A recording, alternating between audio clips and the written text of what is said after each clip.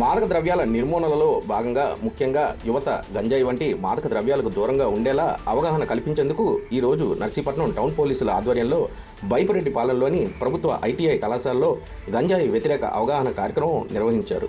ఈ కార్యక్రమంలో Narsipatnam town inspector of police Gafoor మరియు ఎస్ఐ ఉమామహేశ్వరరావు పాల్గొని విద్యార్థులకు గంజాయి వినియోగం వల్ల కలిగే ఆరోగ్య, మానసిక, సామాజిక మరియు కుటుంబపరమైన దుష్ప్రభావాల గురించి వివరించారు.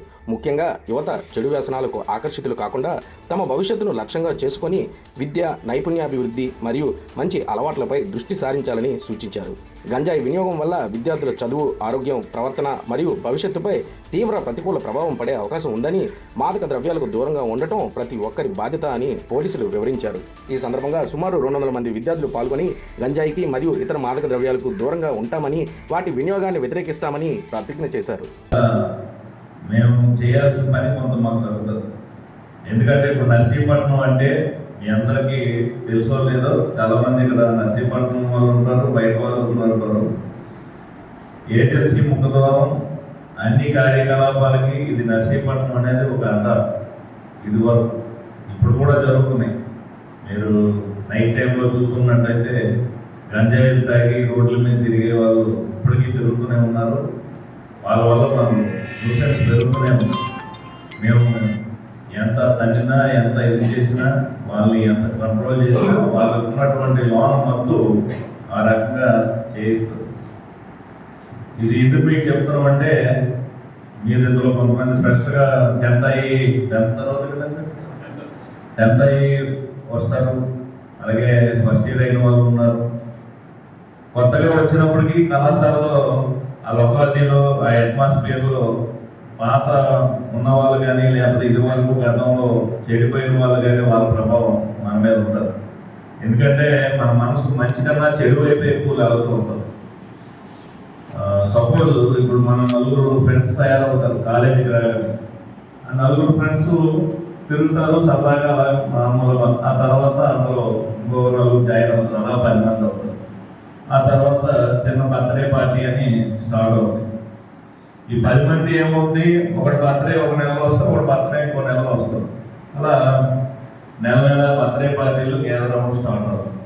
ఆ తర్వాత ఎవడో చెప్తాడు, పార్టీ అంటే అదే పార్టీరా, మీ ఫోటోలు ఏదో చూస్తారు, మీ బర్త్డే ఫోటోలు ఏదో చూసే అయ్యే పార్టీ, అలాంటి పార్టీలు ఆడవాళ్ళు చేసుకుంటారు. మీరు ఈ పార్టీలు ఆ పార్టీలు చేసుకుంటారు, మా పార్టీలు చూడండి వాళ్ళ ఫోటోలు చూడండి. అది చూసేటప్పటికి మనకి ఇది ట్రెండ్ ఏమో, మనం ఇలా చేయలేము, చేయకపోతే నామోసేయము, బర్త్డే అంటే ఇలాగే చేయలేము, అందరూ నన్ను స్వప్నంగా అమాయకంగా ఎందుకు పని వాళ్ళు చేతగానే వాళ్ళు చూస్తున్నారు, ఏమైపోతుంది ఒకసారి కానీ నెమ్మదిగా మొదలెడతారు. అది ఏదైనా అవ్వచ్చు, వీడ్ అవ్వచ్చు, మందు అవ్వచ్చు, సిగరెట్ అవ్వచ్చు. అది కాస్త ఏమవుతుంది, నెక్స్ట్ మంత్ ఇంకో బర్త్డే వస్తుంది. ఆ బర్త్డే పార్టీ కూడా దీనికి మించి ఉండాలి కానీ తగ్గకూడదు. ఎందుకు, ఆల్రెడీ ఒక స్టేజ్ పెరిగిపోయాము, దానికన్నా పై స్టేజ్లో ఉండాలి. అప్పుడు ఇంకొక ఎవరో సలహా ఇస్తాడు, అరే లాస్ట్ టైం ఇలా చేస్తే మంచి కిక్ వచ్చింది, భలే ఉంది, నాయకు అంతా ఫుల్ ఎంజాయ్ చేసి డ్యాన్స్లు వేసుకొని బిర్యానీలు, బియ్యం, అది ఇది అని పెట్టారు. తర్వాత ఇంకా అలాగే బర్త్డేలు నెల వారానికి వస్తాయి, నెల పార్టీలు వారానికి వస్తాయి.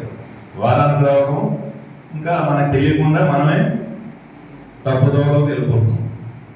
అది మీరు అర్థం చేసుకోవాల్సింది ఏంటంటే, మనం ఏదైనా స్టార్టింగ్లో అది ఎలా ఉంటుంది, ఏంటి, ఇలా చేస్తే ఇది స్టైలు, సిగరెట్ ఇలా తాగి వదిలితే అదొక స్టైలు, ఒక హీరో స్టైలు, ఇవన్నీ సినిమాల వరకు చూపెడతారు కానీ మన ఆరోగ్యం మనం ఎంత కోల్పోతామో లాస్ట్కి విత్ ఇన్ 5 years 4 years చిన్నప్పుడే